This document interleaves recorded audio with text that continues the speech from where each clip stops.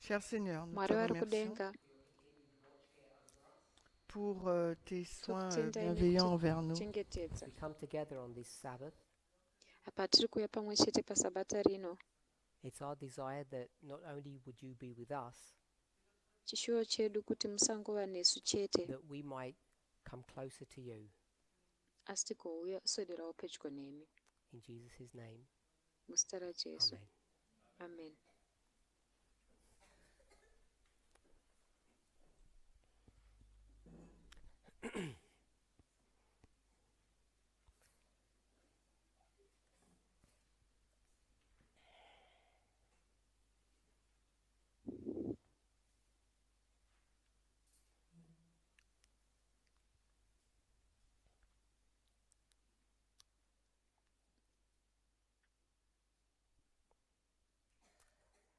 I would like to discuss a question. Toda kuti timbotaurirana nemubvunzo. It's a question that's come up over and over again. Mubvunzo waramba uchingodzokorodzwazve. So if you have your Bibles, Saka kana muine mabhaibheri enyu, as soon as I give the passage, you'll know what the subject is. kana ndangokupai ndima yacho munoziva kuti We'll inyaya go to yei. the book of 1 Corinthians, Tichaenda kubhuku ravakorinte vekutanga chapter 11. chapter 11. So we're in 1 Corinthians chapter 11. Vakorinte vekutanga chapter 11. And our subject begins in verse 2 Nyaya yedu inotangira mundima yechipiri and ends in verse 16. yozoperera mundima yechi16. So I'll begin with a first question. Tichatanga nemubvunzo wekutanga. What's our subject? Nyaya yedu ndeyei? Yes.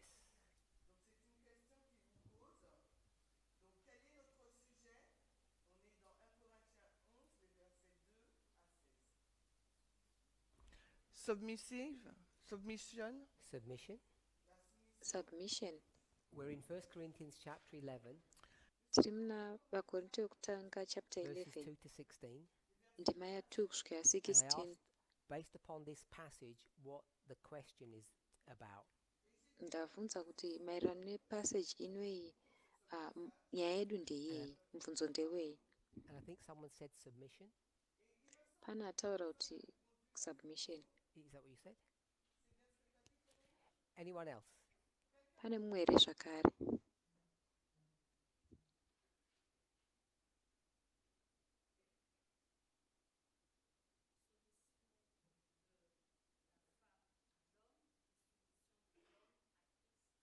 So submission, the woman to the man and the man to Saka, Christ.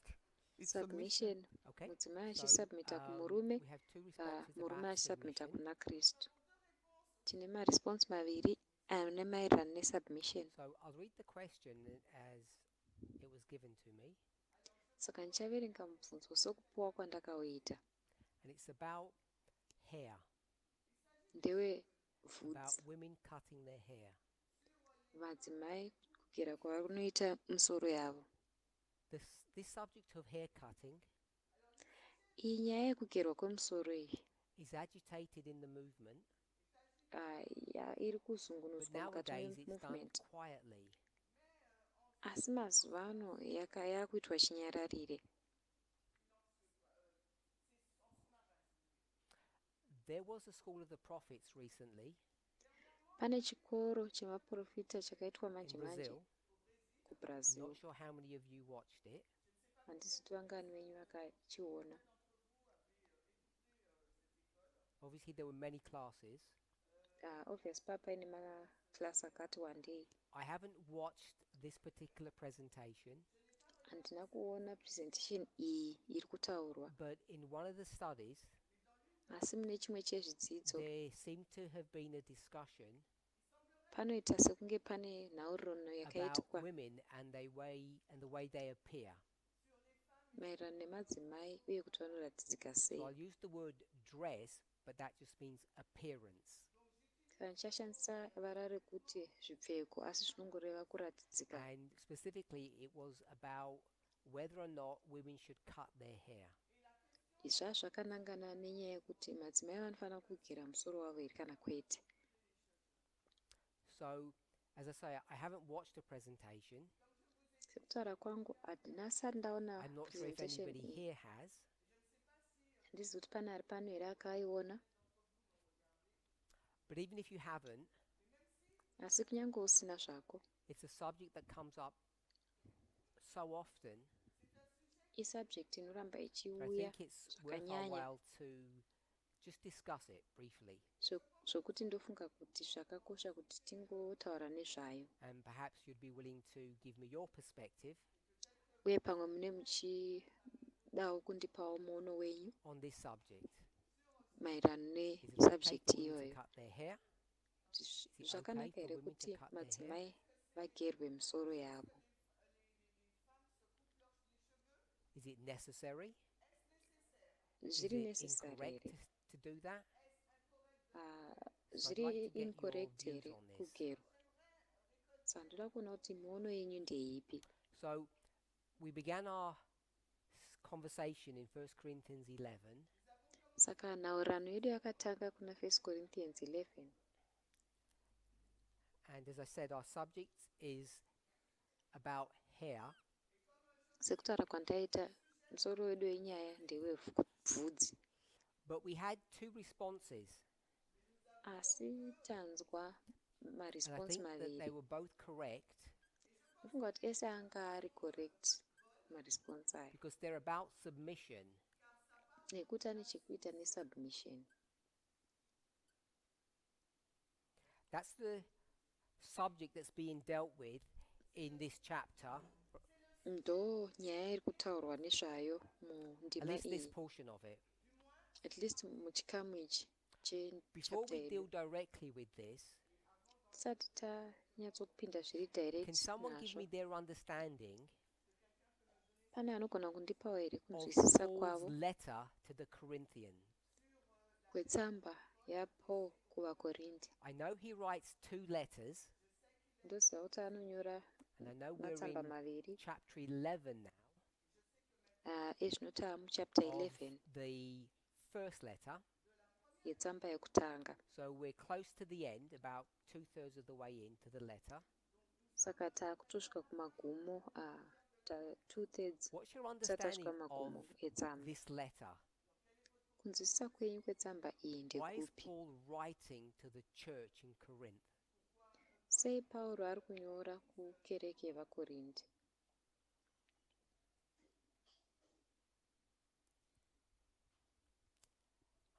So I don't know people's names, so please either put your hands up or just speak out. Mazita evanhu handimazivi, saka ndokumbira edha musumudze maoko enyu kana kuti mungotaura zvenyu.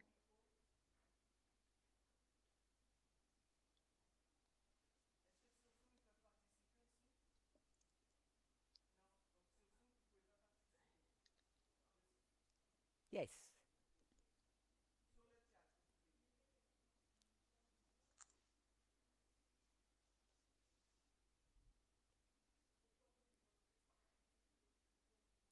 Alors, it was about the veiling. Yairi yezvekuzvivhara kumeso. I guess my question is about the purpose of the whole letter itself. Why is he writing to Corinth?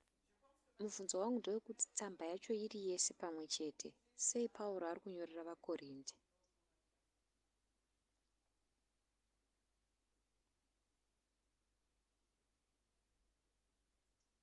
Does anybody have any thoughts? Pane ane pfungwa here? You won't find it in chapter 11. That's not. Muchapter 11 If hamuiwani, that's what you're looking at, you need to kana murimo muri have some kutarisa. sort of background information, really. Mufana kunge muine background information. Someone over here? Pane munhu ari apa here?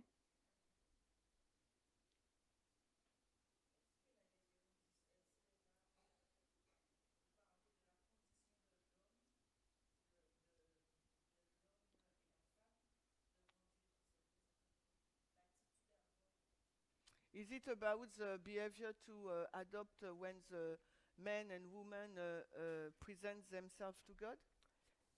Ndezvere Simply, we'll behavior say yes. yekutora kana madzimai So it's nevarume about the behavior vachizvipresenta of kuna the Mwari. church when they come Zviri together. nyore tongoti hongu. Saka ndeye behavior yekereke painouya pamwe chete. And he's going to deal with various subjects. Ichadhila nemasubjects akasiyana siyana. There's one here. Go ahead. Go ahead. Oh, not yet. She's going first. Sorry. So the Corinthian church, Saka kereke yevakorinte dans la mesure où il y a des juifs qui sont venus inciter les païens à reprendre les coutumes juives. okay, the problem with Corinth is there are some fellow Jews who come and they wanted to force the Gentile to adopt their own custom. dambudziko Okay, nderekuti thank you. kukorinte kune mamwe majews vaiuya vachida kumanikidzira magentiles kuti vatore Maybe it's macustoms the avo. moral state of the Corinthian church. Okay, so the moral state of the church. Pamwe immoral state And are yekereke. you suggesting that the moral state is bad? Uri kusuggesta kuti moral state yakashata here? Yes. So tell me Hongu. one example of immorality. Saka ndiudze muenzaniso umwe chete If you know. kushata kwemorality That's fine. kana weimmorality kana uchiziva hako kana usingazivi zvakanaka.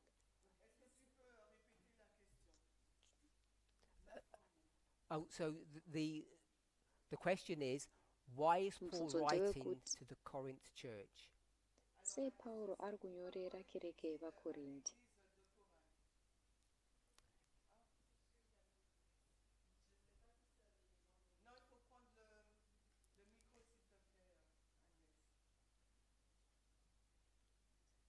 Before, and he says something, everybody turn to chapter 1. Asati ataura munhu wese ngaaende kuchapter 1. So I don't know if it's the beginning of an answer, Saka handizivi kuti kutanga kwemhinduro here. but in 1 Corinthians 1 verse 11, Asi muna vakorinte yekutanga 1 ndima 11. because the apostle say, someone told me, I have been told, Nemhaka yekuti there is Apostle some Paul anoti pane munhu dispute akandiudza. among you. Pane makakatano ari pakati penyu. So I didn't continue to read the chapter, but I think it could be a first element of the reply. Handina Good. kuramba chiendera mberi mukuverenga So chapter asi we're ndofunga in kuti ndo 1 element Corinthians chapter yekutanga. 1, Zvakanaka. Saka tiri muna 1 Corinthians chapter and 1. this section begins in verse 10, Section iyi inotanga muvhesi ya10. and we just looked at verse 11. Tangotarisa vhesi ya11. So as you quickly read those couple of verses to yourself, Saka pamuchizviverengera henyu nekukasika mavhesi iwayo mashoma, you'll see that there are some problems in the church. muchaona kuti mune matambudziko anenge ari mumukereke. There are disagreements Pane or kusawirirana divisions. kana It says in verse 10 madivision. divisions, and in verse 11 it says contentions or arguments. Muvhesi 10 inoti mune madivisions. Muvhesi 11 yoti pane makakatanwa uye Now maarguments. remember, there are many things going on. Rangarirai kuti pane zvinhu zvakawanda zvine And zvichiitika. one of them is about who the church members are following. Chimwe chazvo ndechekuti ko machurch members vari kutevera ani. And you can see that in verse 12. Izvi munozviona mundima ya12. Are you a disciple of Apollos or a disciple of Paul? uri mudzidzi waapollos here kana mudzidzi So, wapauro? you've all heard of Apollos. You may not know him very well. Saka mese makambodzwa nezvaapollos, mugona kunge henyu musinganyatsi Was kumuziva Apollos zvakanaka. a good person or a bad person? Apollos akanga ari munhu akanaka here kana kuti Put your akashata? hands up if you think Apollos was good. Simudzai maoko kana muchifunga kuti Apollos anga akanaka. A few people. Vanhu vashoma. Put your hands up if you think Apollos was a bad person. Simudzai maoko kana muchifunga kuti Apollos anga ari munhu akashata. Okay, quite a few people think that he was a bad person. Pane vanhu vashoma shoma vanofunga kuti Apollos anga Someone who said akashata. that Apollos was bad, why was he bad? What did he do that was bad, do you think? Kune vanhu vati Apollos anga akashata, munofunga kuti nemhaka yeye anga akashata. What bad testimony do you know about Apollos? Testimony yakashata pamusoro paApollos yamunoziva ndei? Someone had their hand up? Pane anga akasimudza ruoko here?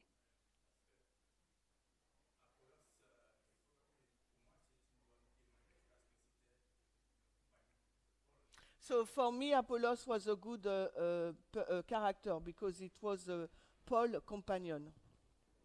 Okay, Kwandiri someone Apollos tell me anga ari who munhu said akanaka that he nekuti was anga ari bad. shamwari What did he do that was yaPaul. bad? Saka mune vati anga akashata, ndoda kungonzwa kuti chii chakashata chaakaita.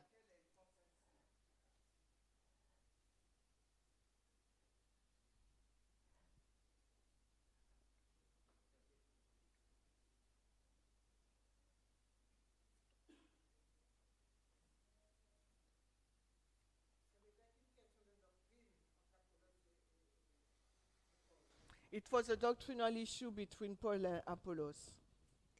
Yairi So nhau you think Paul yedoctrine and Apollos pakati paPaul disagree on things? naApollos. Saka unofunga kuti Paul naApollos vaisawirirana pane zvinhu here?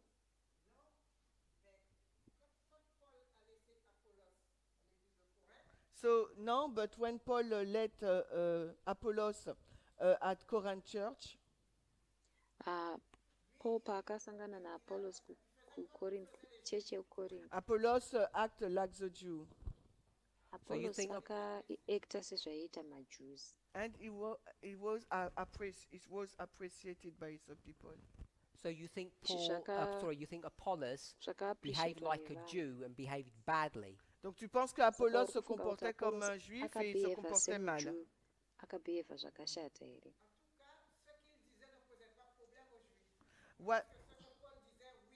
What Apollos was saying didn't cause any a problem to the Jew people. Zvaitaurwa But naApollos Paul, hazvinakonzera the Jews matambudziko was upset kumaJews, against him. asi maJews anga akatsamwira Anyone Paul. else? Pane mumwe here? Over here? Pano apa It's behind you. This way. kumashure kwako uko.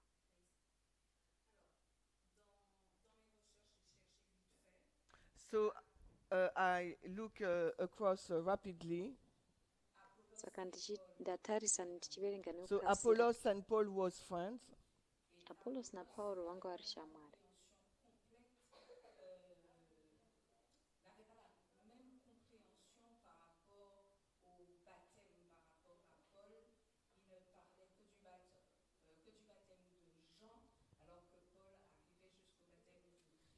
So the divergence was upon the baptismal doctrine.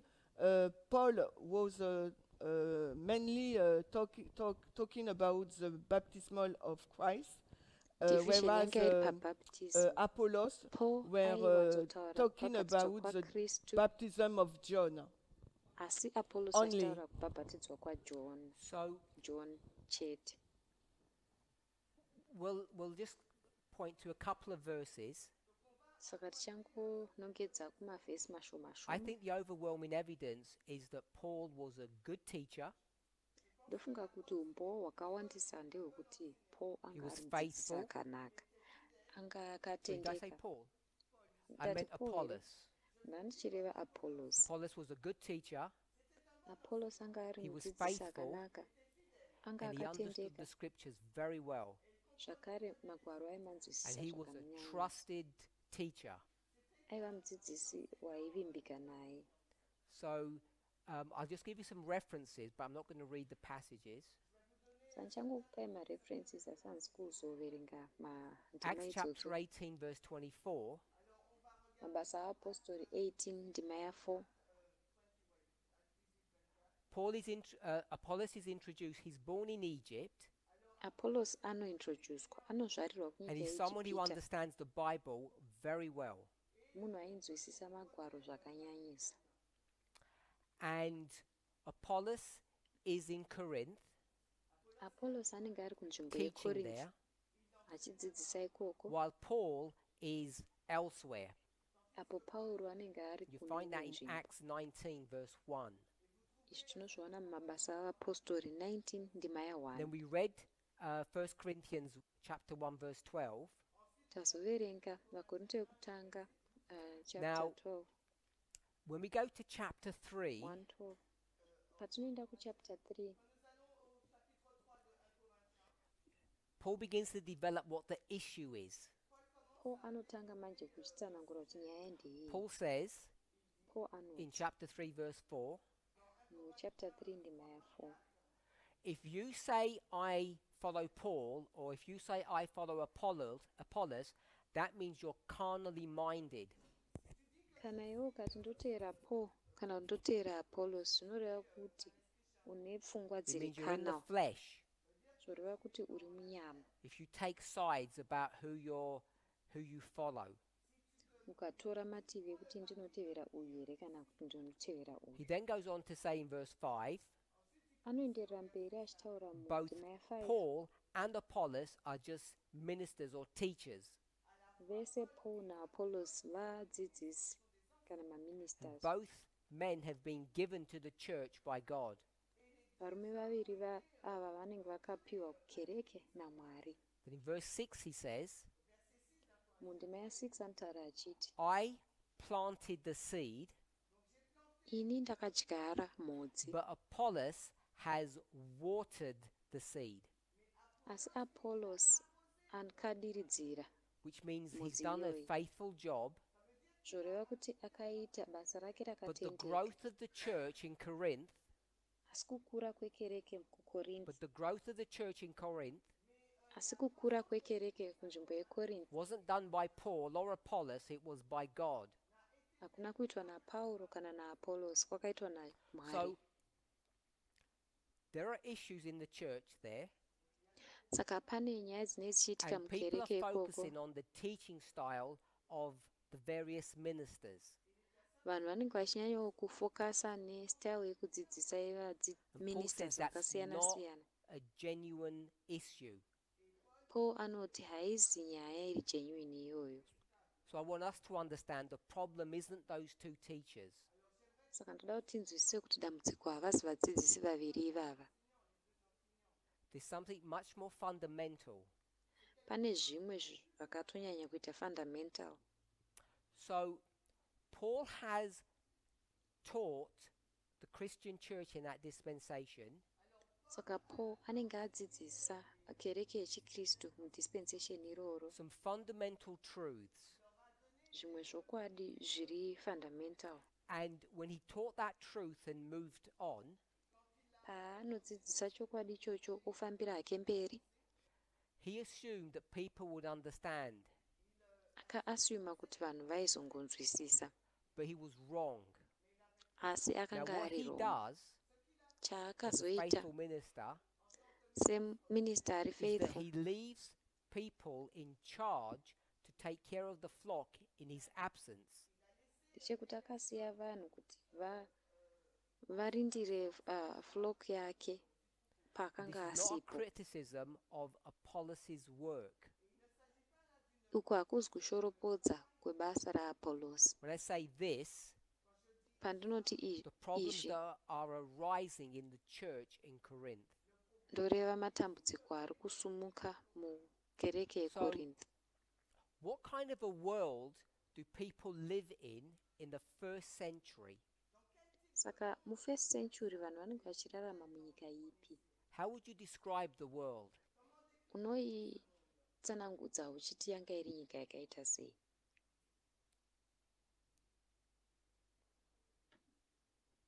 Speak up.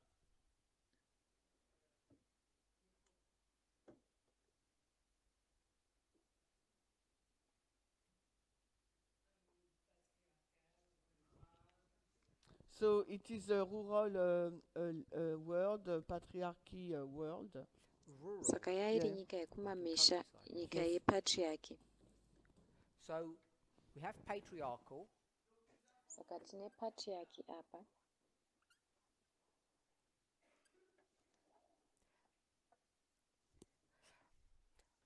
A lot of the world is rural, Kwakawanda kunzvimbo yenyika but kuri this is kumamisha. this is, if not the first time, at least one of the first times, we'll call it in modern history, Asi apa kazi kekutanga, asi ndo imwe yenguva yekutanga patinozvitaura mu-modern history that the world is connected.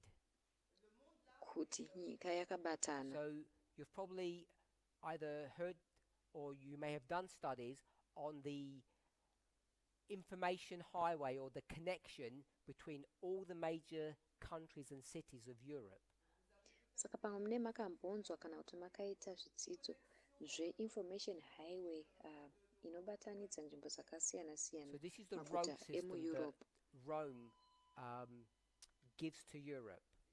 Saka iyi ndiyo system yemaroads inopuhwa So even Europe though neRome. it may be a rural society, Saka kunyange iri society the yemumaruwa, exchange of information across different countries is very quick compared to the past. kuchinjana kweinformation pakati pemaguta akasiyana siyana kunenge kwakakasika. This is a patriarchal society.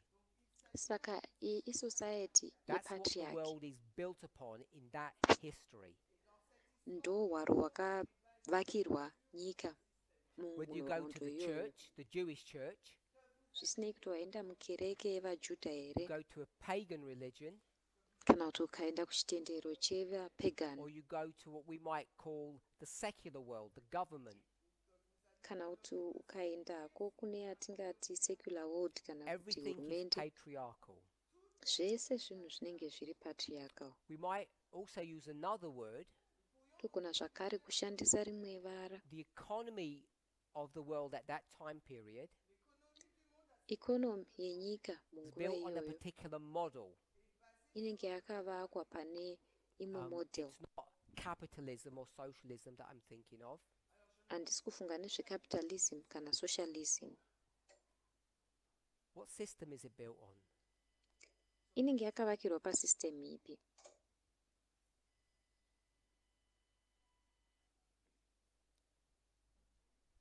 Any thoughts? Pana ane kufunga here?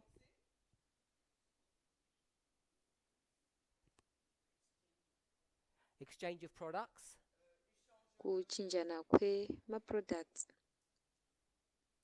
I'm going to put slavery. Ndichanyora ini kuti slavery kana utapwa. The whole economy is based upon a slavery model. Economy yavo yose inenge iri based upon Without nyaya dzekutapa slavery, vanhu. Pasina The kutapa Roman vanhu, Empire would never have achieved all that it did. empire yeRome yaisagona kukwanisa kuita zvese zvayakakwanisa kuita. And when I put slavery, this is slavery as we all understand it. Pandinotaura kuti kutapwa kwevanhu We're islavery not sekunzwisisa referring to the kwese slavery kwakunoita. of women. Hatisi kutaura unapwa That's what we hwemadzimai. might call patriarchy. Ndo hwatinodaidza isu tichiti So patriarchy. the whole world operates in this framework. Saka nyika yese inenge ichioperata neframework iyi. Then let me ask a question. A few years before, Regai ndibvunze mubvunzo kuti makore mashoma apfuura, a person is raised up in the Jewish nation, munhu airaiswa up muJewish nation, and they make a great reformation. vobva vaita reformation Who is huru. that person? Ndiani munhu iyeye? John the Baptist? Johani mubhabhatidzi. Any other options? Pane mamwe maoption here? Christ? Kristu. So we'll go with John the Baptist and Christ. Saka tichaenda naJohn mubhabhatidzi naKristu. If you were to describe John the Baptist's worldview, Kana mainzi mimi tiudzeiwo muono wenyika waJohani how would you mubhabhatidzi. describe him?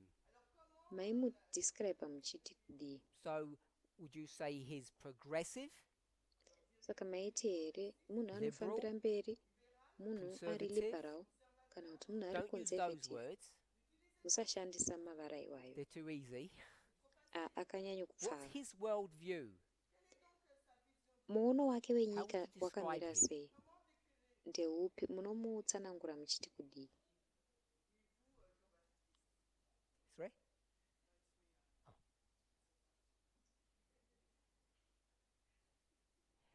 Anybody?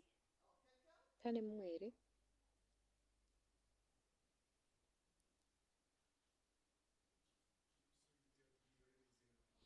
So, a solitary man who live in the wilderness. So he's a solitary person, Saka isolates anoti himself munhu, from society. munhu aiva munhu mumwe chete aisoleta kubva kusociety. A man of God. Aiva Okay, munhu so waMwari. let me ask you, Rose, Rega ndikubvunzei ndichiti, is John the Baptist patriarchal? Johani mubhabhatidzi ari patriarchal here? You find that difficult to answer? Unozviona zvakakuomera kupindura? Give me evidence where Ipewo he umbowo, believes in equality. umbowo hwekuti anotenda muequality. You can't say that. Give me Haugoni evidence where he's kuzvitaura. patriarchal. Ndipewo umbowo hwekuti ari patriarchal.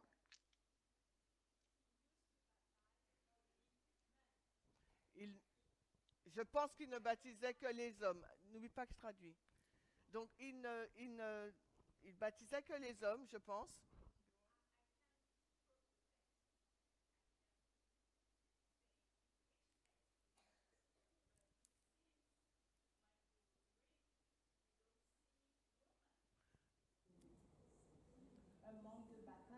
Ok, so, je ne peux pas donner le texte.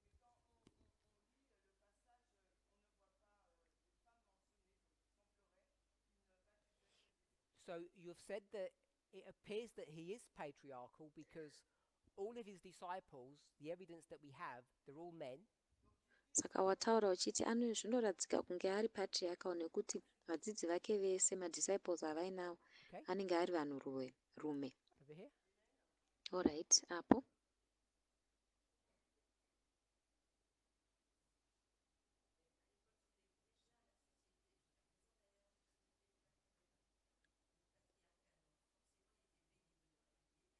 So at this time period and still now, it was a patriarchy society. So he was really in it. So obviously he was patriarchal. Saka panguva I'm in iyi it. society yanga iri patriarchy, saka aigara And imomo, if saka I anga was ari to be patriarchal. patriarchal, you'd say, well, that's fine because you're in it. Ini ndiri mupatriarchy, saka dei ndaita patriarchy waiti zvakanaka nekuti murimo here. So, except that now we've got a message and we try to not to be. Saka And he didn't kunze have a kwekungoti zvinezvi taane message, saka hatichaiti izvozvo zvepatriarchy. Saka iye anga asina message here. Yes, but he was really in bed with this society and he was not able to make any difference.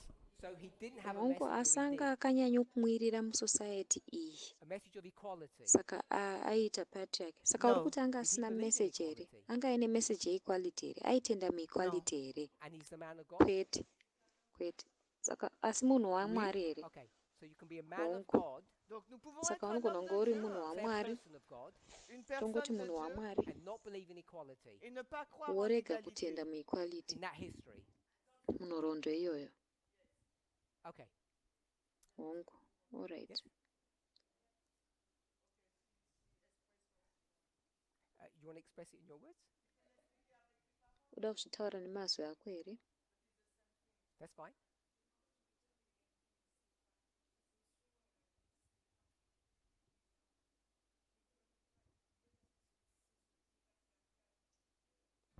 Okay, so what I wanted to say it's the equality understanding was not really existing at this time period, and he really bathed or in bed with this society, so he was not a egalitarian man. Does God Saka ndoti understand or God musociety doesn't iyi understand? vaisanyanya kunzwisisa equality. NdiJohn asiri kunzwisisa here kana kuti society?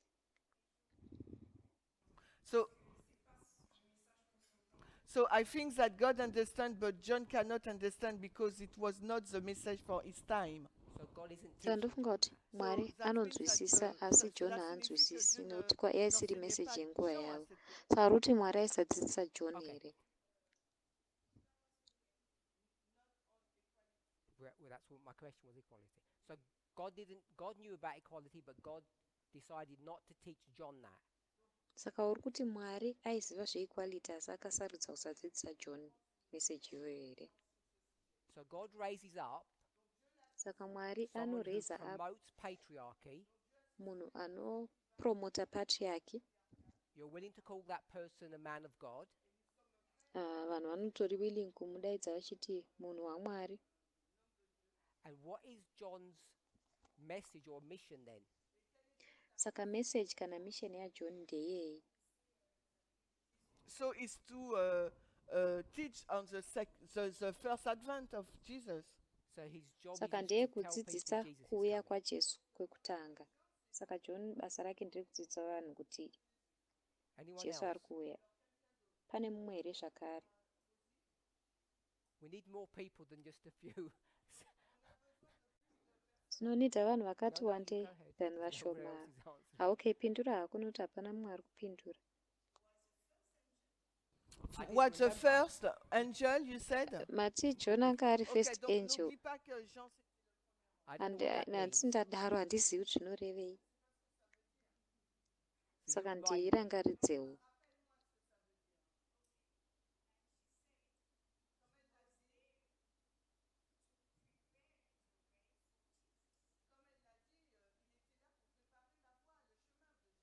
So I remember Saka that. izvozvo ndozvirangarira.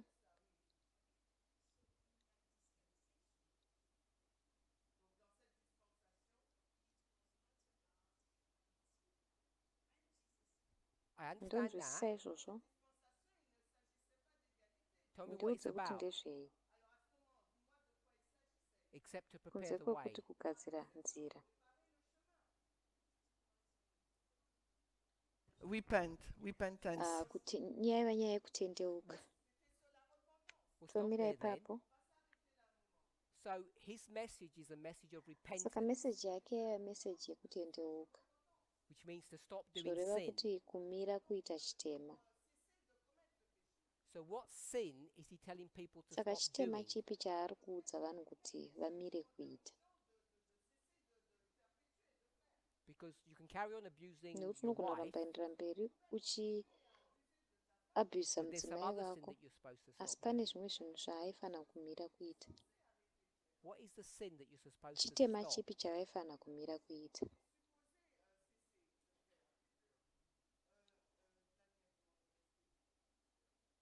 Adultery. Choupombwe. Okay, so he says stop doing Saka hanzi adultery. akati mirai kuita choupombwe. Is he talking to men or women Ari when he kutaura says that? nevanhukadzi kana nevanhurume kana ari kutaura izvozvo? Ari Both. kutaura vese. Women are doing Saka adultery then. vadzimai vari kuitawo upombwe. Yes, because men cannot doing adultery by their Hongu own. nekuti vanhurume havagoni kuita upombwe vari vega. Any other repentance he's telling you to do besides don't do Pane kumwe adultery? kutendeuka here kwaari kukuudzai kuti itai chisiri choupombo.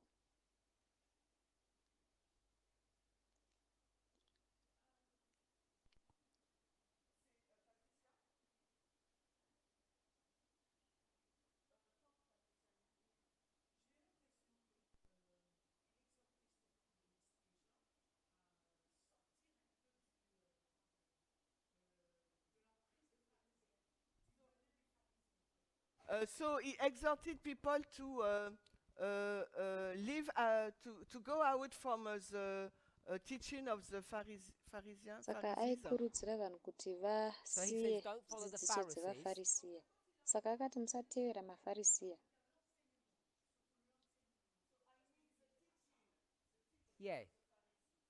Tell me what Pharisees teach that is bad. Ndiudzei zvinodzidziswa nevafarisi zvinova zvakashata.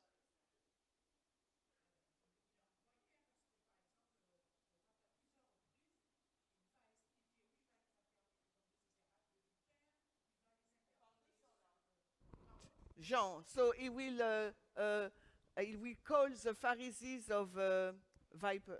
Saka Snakes. John aidaidza vafarisiya achiti muri So he might swear mavipers, at them, but nyoka. I'm not sure what sin they're Alright, doing. ndoziva izvozvo, but handinyatsozva kuti chitema chipi chavaiita.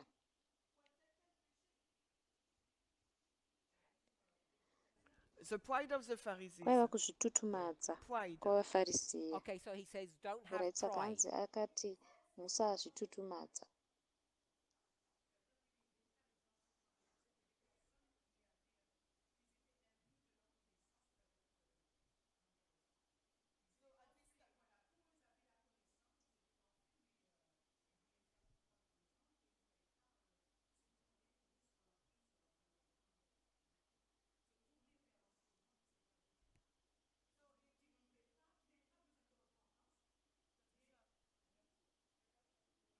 Okay, so I think at this time period he tried to explain to the people that they should not follow the teaching of the Pharisees because they are really full of their knowledge and the pride of Saka them. ndofunga kuti panguva iyi ari kuudza vanhu kuti musatevera dzidziso dzevafarisi nekuti vanozvinzwa vaine But no one dzidzo has really yakakurira. told me what sin he is Alright, izvi zviri attacking. correct, asi hapana andiudza kuti chitema chaari kunyanya kuataka chaicho chaari kunanga What the ndechi. point of his message is. Donzvo remeseji yake kuti ndeiripi, Unless you accept what he tells you, you're not going to be ready to nekuti meet kunze Christ. kwokuti wagamuchira zvaanga achikuudza John waisagona kugamuchira Kristu.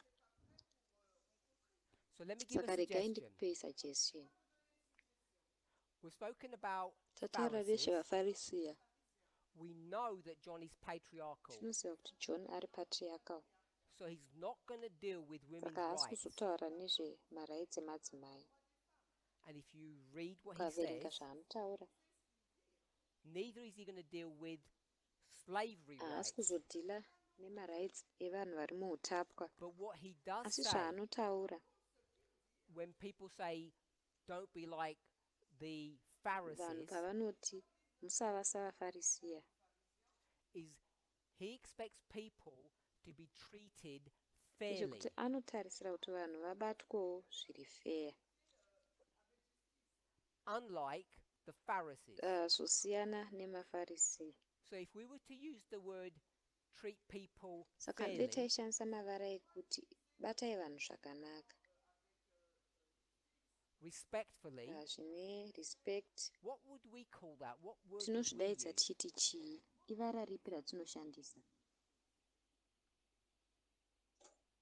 Someone said Pane justice. hati justice. Equality. Tinoshandisa vara rekuti equality. I think the word we would use is Ndofunga kuti vara equality. ratingashandisa ndiro rekuti equality. So in order to prepare a Saka people, kuti agone kugadzira vanhu, he says you need to practice anoti equality. munofana kupractiza equality. But the quality of his equality Asi message, quality yemeseji yenyu yeequality, I think we would laugh ndofunga at kuti today. nhasi unotogona kutoseka chaizvo. We would see it's very shallow and has very little Totoona substance kuti to iri it. shalo zvakanyanya, haina substance yakawanda. But it's all, I suppose, that God could manage Asi ndofunga kuti ndo zvaitokwaniswawo naMwari panguva iyoyo, find one kuwanawo person munhu umwe chete who could even say that aitombotogonawo kutotaura izvozvo in the midst of a corrupt pakati nation, penyika yanga iri corrupt, the church, kereke which was in the midst of a corrupt yaiva world. pakati penyika yanga iri corrupt. So let's move on to Saka Christ. handei kuna Kristu. So how would you describe Saka Christ? Kristu unomudescribe uchiti kudii? We've already said that John is Tatotaura patriarchal. chiti John ari patriarchal. How would you describe Jesus? Unodescribe Jesu uchiti The kudii? Christ, Kristu, the Messiah, Messiah, the anointed uyo one. akazodzwa. We can't whisper because I Hatigoni can't hear. kuzevesera nekuti handizokunzwei. Put your Simudzai hands up. maoko enyu.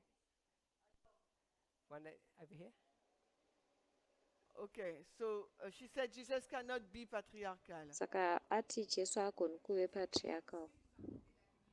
because Jesus is the one who supposed to bring us light, so he cannot be Nekuti Jesu patriarchal. ndiye anofanira Jesus kunza isn't chiedza, saka haasi patriarchal. patriarchal. Saka uri kuti Jesu haasi Is John patriarchal. supposed to bring you light? John anofanira kupawo chiedza chitsva here?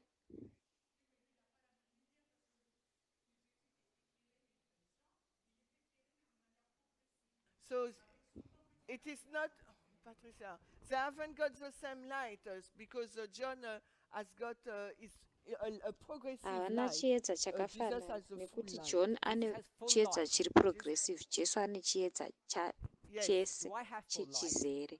Ini ndine chiedza chizere here? Excuse me, but I don't think so. Ndiregerere but No. handifungi kudaro. Let me ask you a Alright, regai question. ndikubvunze mubvunzo. You tell me who's more progressive, Iwe me or ndiudze kuti Jesus? ndiani ari more progressive, ini kana Jesu? You or Iwe kana Mary? Mary? Will you come and kiss my Unouya feet? uchizokisa makumbo angu here? Yes. Kiss Awangu my feet. kukisa makumbo angu.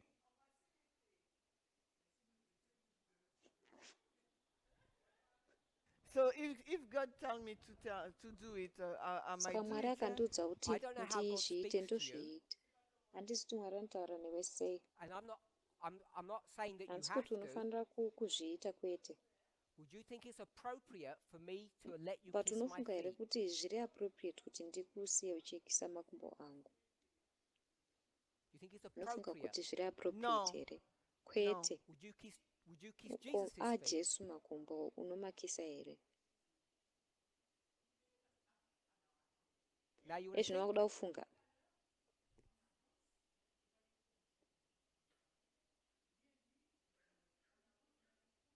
So I said beforehand that we have to walk progressively. What you said Saka earlier is ndati Jesus has tinofanira full light. kufamba zviri progressive, but iwewo pawataura wati Jesu And I'm aiva suggesting I've nechiedza got more light than chizere, Jesus. indikusagesta kuti ndine chiedza And chakawanda so do kupfuura you. Jesu, kunyangwe iwewe. Because you know it's wrong to kiss a Nekuti iwewo man's feet. wakuziva kuti zvakashata kukisa makumbo Will emunhurume. you find it Unowana acceptable, zvichigamuchirika or you haven't kana kuti hausati explained watitsanangurira why Jesus allows a woman to kuti kiss sei his Jesu feet achitendedza munhukadzi kuti akise makumbo ake, and someone who's got full iye light? ari munhu ane chiedza chizere, Why they would kuti allow that? vaizvitendedzere chii? What are your thoughts Pfungwa on dzako that? pane izvozvo ndedzipi?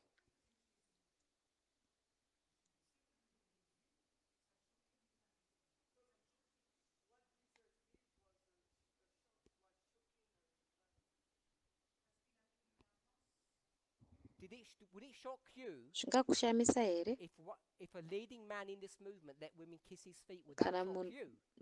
murume ari pamusoro anotungamirira movement ino akati madzimai vakise makumbo? Zvinokushamisa here? Hongu. Yes. So it's Saka shocking zvinhu then. zvinoshamisa ka. So explain that in the light of Saka patriarchy. zvitsanangure nechiedza chepatriarchy.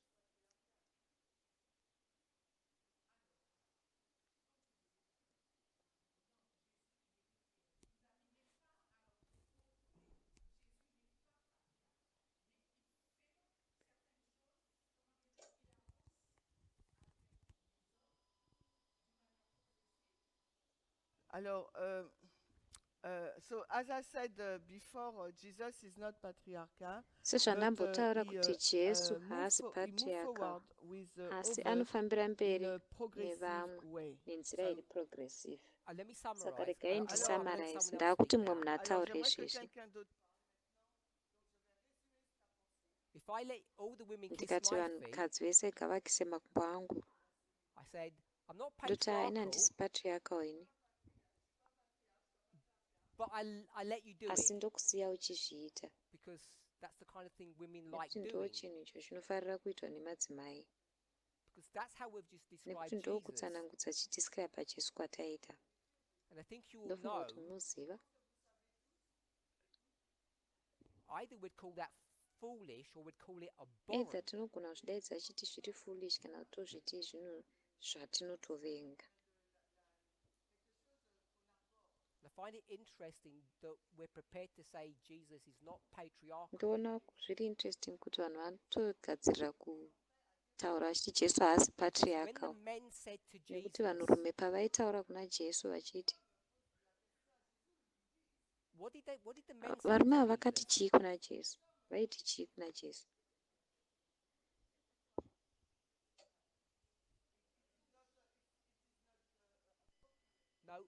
No, not the story, not that Kwete story. nyaya iyoyo, We did it this tazviita morning. mangwanani ano. What did the men say to Jesus? Varume vaiti chii kuna Jesu, We will not. hatizombo. What did you all do this morning that the men wouldn't do Chii to chamaita Jesus? mese nhasi mangwanani, varume chavaiti isusu kuna Jesu hatisi kuzombozviita izvi. The men wouldn't wash Varume Jesus' vaiti feet, isusu hatisi kuzombogeza makumbo aJesu, but the asi women would. madzimai vaimageza. Tell me how that's not Ndiudze kuti patriarchal. sei musiri kuzviona kuti hasi patriarchal izvi. When I mean that, I mean Jesus Pandiri and kuti Jesus' izvi behavior. ndikureva Jesu nebehavior yake. No instruction given, Hapana instruction yakapuwa, no hapana kana counsel. counsel yanga yapuwa ipapo. If a woman wants to kiss his feet, he Kana says, go ahead. kana It's mukadzi okay. achida kukisa makumbo ake aingoti kisa zvako zvakanaka. If the men Kana don't, varume vasinga, no rebuke. hapana rebuke yaiuya, He says, don't worry, I'll wash your aingoti feet. musanetsekana zvenyu ndini ndichageza enyu makumbo. That's just one Iyi ndo story imwe yenyaya imwe chete about how women are viewed yekuti madzimai vanotariswa sei in the ministry of Christ. muministry yaKristu. How many disciples does the Christ have? Kristu anenge aine vadzidzi vangani? How many are women? Vangani vacho vaiva madzimai? Hapana. None. The women are sort of on the Madzimai outside, anenge akasiyirwa kunze kure uko, hanging around, vachingotendererawo tendererawo zvavo, cooking the vachibika food, bika chikafu, serving. vachiseva. So I asked the question Saka again, ndabvunza mubvunzo zvakare, how would you describe the Christ? Kristu waimudescribe uchimutsanangura sei? If not patriarchal, what description would you give to his Kana behavior? isiri patriarchal, waipa description yakadii kubehavior yake?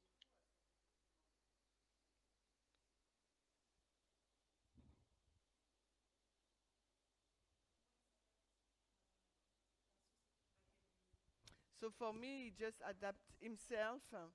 He adapt himself to the dispensation of the society where he lives. Kwandiri So Jesus akazviadapta adapts himself kusociety to society. kana nharaunda yaairarama mairi. Is that Saka good or Jesu bad akaadapta kunharaunda here, to zvakanaka adapt here kana to zvakashata society? kuti munhu angoadapta kunharaunda yaari kugara. So for me, for my understanding, he have to do that. Kwandiri mukunzwisisa kwangu aitofana kuzviita. Because people, if not, will not understand, might not understood his mission. Nekuti vanhu vaizogona So should you adapt kutadza to kunzwisisa society, misheni yake. Saka iwo unofanira kuadapta kusociety here, or should you kana kuti resist unofanira society? kuresista society?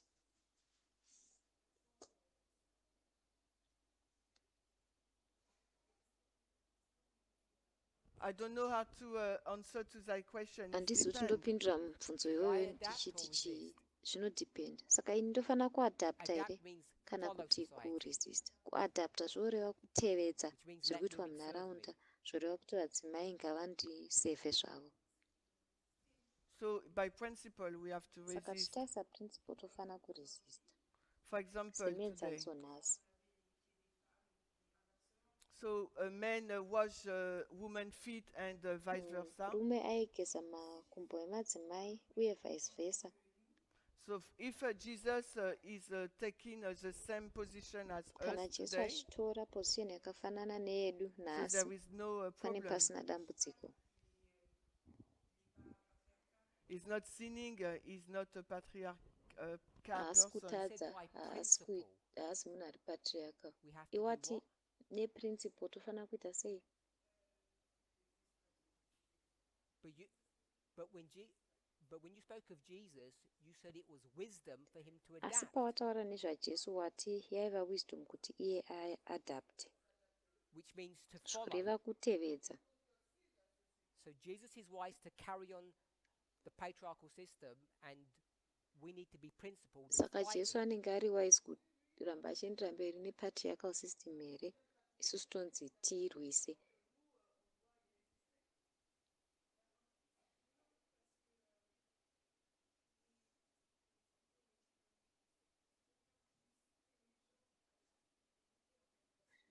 Alors, I don't know how really to explain it, but it's to not shock or hurt people with all the light, all the truth. Handisi kutoresponda sei, asi aisada kushoka vanhu nechokwadi chese kavanhu.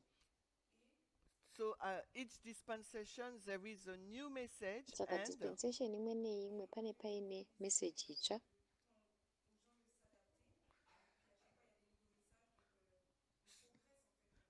so we have to give time to people to adapt, and after there is new message, and after all we will adapt Saka to that. in the taifana kupa vanhu society. nguva yekuadapta. Kana pane new message vanhu vaizoadapta kusociety nemessage itsva iyi.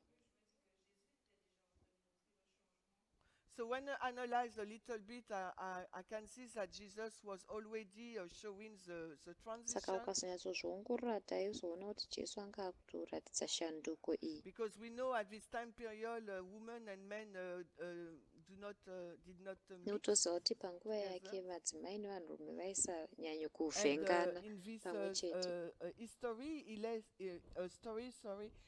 let a woman touch Asi his feet. munguva yaJesu akati madzimai ngavabate aiwo makumbo ake. So maybe he want to show them that there is a change to be made, equality to have. Saka pane equality inogona kunge yaiitika ipapo. Pane mumwe here zvakare.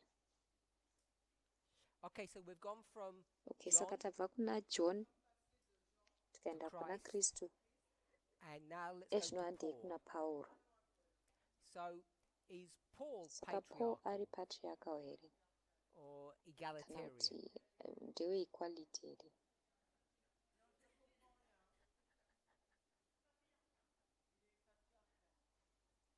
So Paul's Saka Paul patriarchal. ndewe patriarch.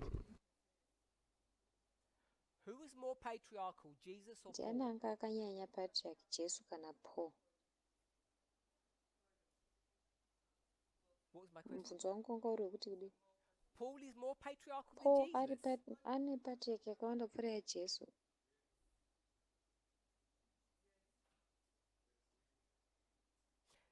Yes. Did Jesus say there's a difference between the Jews and the Jesu Gentiles? akati pane musiyano here pakati pemaJew nemagentile.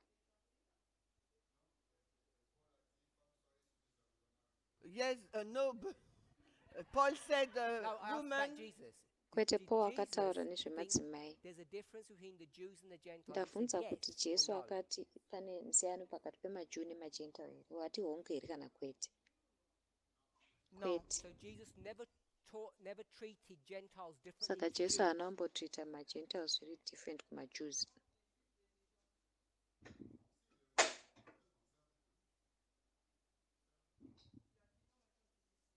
Yes, he said yes. Hongu. So if you treat them Saka kana differently, achiitwa zviri different, then he says they're then anoti different. vakasiyana.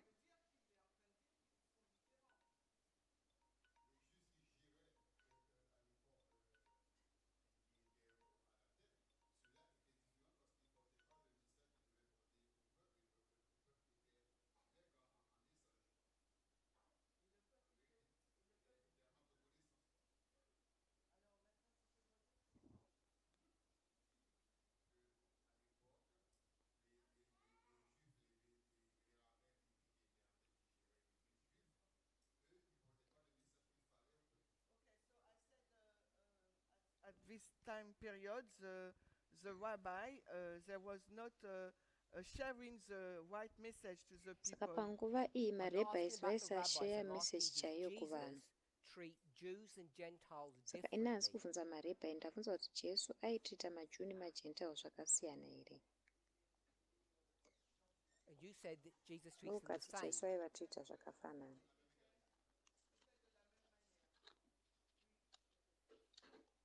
Pane mumwe Anyone here else? zvakare?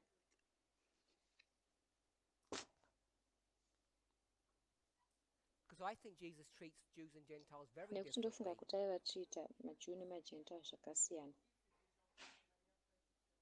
We could go through stories, but we don't have time. You can show really clearly that Jesus is prejudiced against the Gentiles compared to the Ukaenda Jews. mumastorizi akasiyana unotoona kuti Jesu anga ari prejudiced against magentiles uchikompare nemaJews.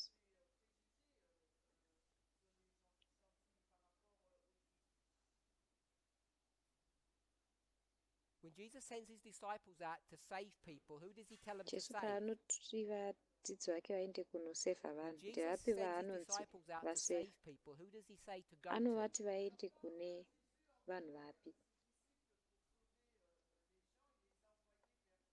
The Nyika whole yese? world? Vanhu, People? Oh, vanhu his vake, people. Only the vaJew Jews. chete. You're not allowed to go to the Waisatendedzwa Gentiles. kuenda kumagentile. He calls a Gentile a dog, I think. Aidaidza magentile achiti imbwa, ndofunga.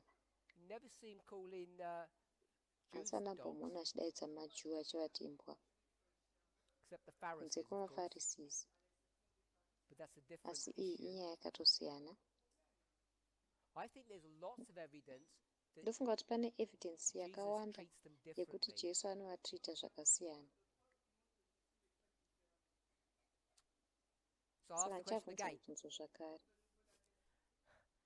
Who's more patriarchal, Jesus Ane or patriarch Paul? yakawanda ndiani, Jesu kana Paul?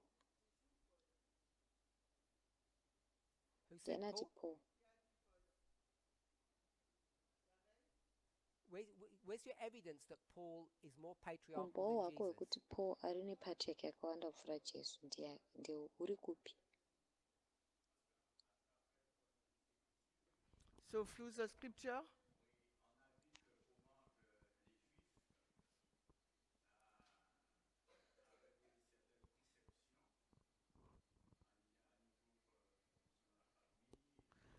so by reading the scripture, we can see that the Jews have a certain reading regarding family, Saka women. mukuverenga magwaro unoona kuti maJews vane muono wakasiyana maererano nemadzimai.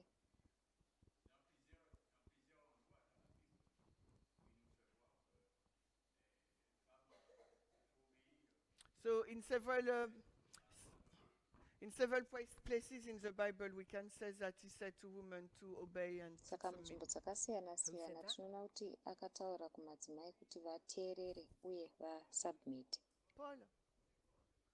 Ndiani akadaro? Hanzi ndiPaul. Pane Anyone mumwe else? zvakare.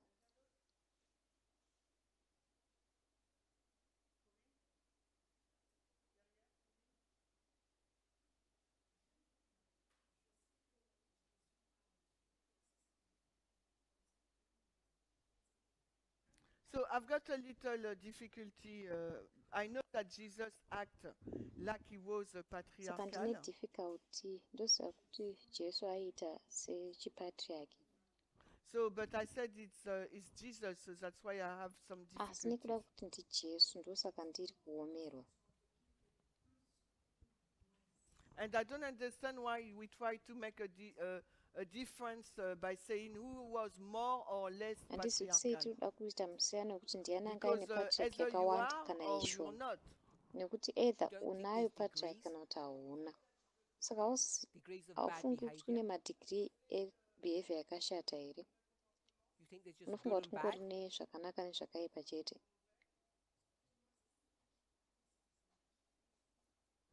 So for me, if it's a sin is a sin for because patriarchy is Saka a kwandiri sin. chitema So chitema did nekuti Jesus commit patriarchy sin letting women kiss his chitema. feet? Saka Jesu aikomita sin here nekuti akati madzimai Because you'd call that sin vakise today, I think. makumbo ake, nekuti nhasi iwo unozvidaidzawo Did he not chichitema. sin 2,000 Saka years ago? makore 2000 apfuura haana kutadza here?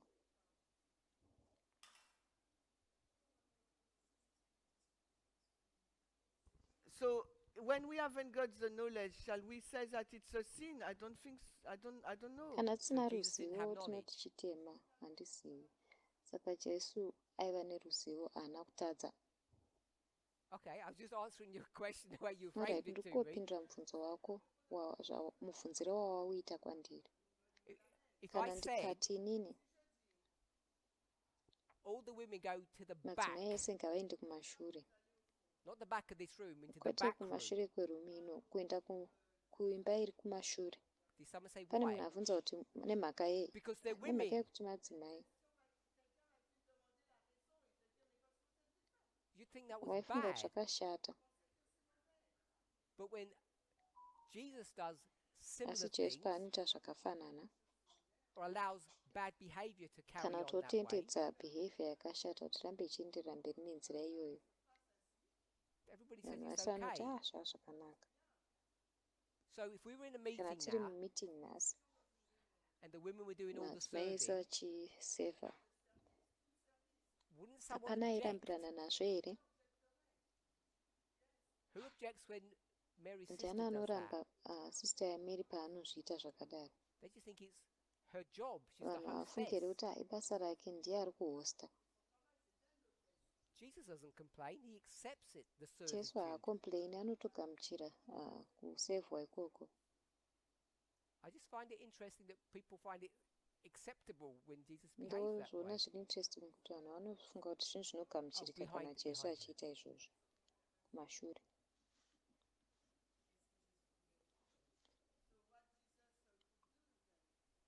What can I Ini do? ndogonawo kuita sei? The women want to serve me. What can Kana I vanhu do? vakadzi vachida kundisevha, ndoita sei? accept it. Ndikugamuchira, Bask in all the servitude. ndichimwirira servitude yese iyi. No, you would expect me to resist it and Ini to unotondi educate. expecta kuti ndizviresiste uye ndidzidzise vanhu. I'm not trying to make Jesus look like a bad Handisi kuzama person, kuda kuti ndiite Jesu kunge munhu akashata, but what I want us asi to zvandoda kuti see, tione. first of all, Chokutanga, when Jesus came here, Jesus came as Jesu a man, paakauya pano akauya semunhurume, not as an enlightened kwete God. seMwari ari And enlightened. I wanted us to Chandanga see chida kuti tione that there's some progression between ndechekuti pane John kufambira mberi kwakaitika pakati paJohn and naJesu. Jesus. We've seen some evidence Takaona of that. umbowo hwazvo, But when I moved to asi Paul, pandofamba kuenda kuna Paul, people keep on thinking of Jesus as vanhu God, vanoramba vachifunga Jesu saMwari, and they won't see the evidence in front of havachadi them. kuona umbowo huri pamberi pavo. But Asi Paul Paul is far less patriarchal anenge atori nepatriarchy ishoma in nekuri his behavior and conduct muitire wake uye muconduct yake than Jesus than was. zvaiitwa naJesu. Yeah. Hongu. Remember, patriarchy isn't just men over Rangarirai women. patriarchy haisingori madzimai pamusoro varume pamusoro Slavery is pevanhu part of the vakadzi. patriarchal system. Slavery ipart yepatriarchal system. It's not just about men Hazvisingori oppressing women. zvevarume vari kudzvinyirira madzimai. Okay, so we're going to Saka take a break, tichatora chinguva and then we'll come back in whenever. tozodzoka few minutes. maminitsi mashomani tevera. Ngatina Let's pray. matei.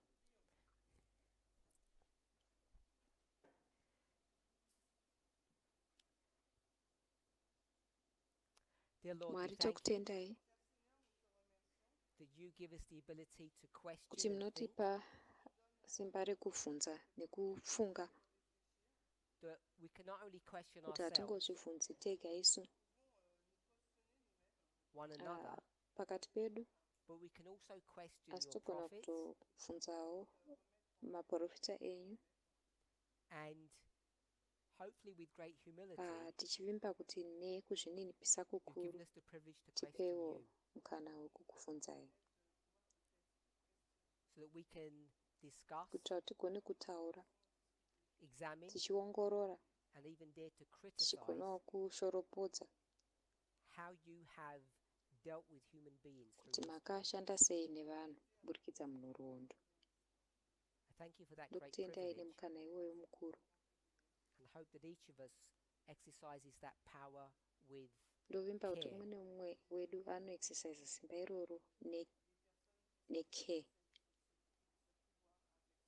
In Muzita Jesus' name. raJesu, amen.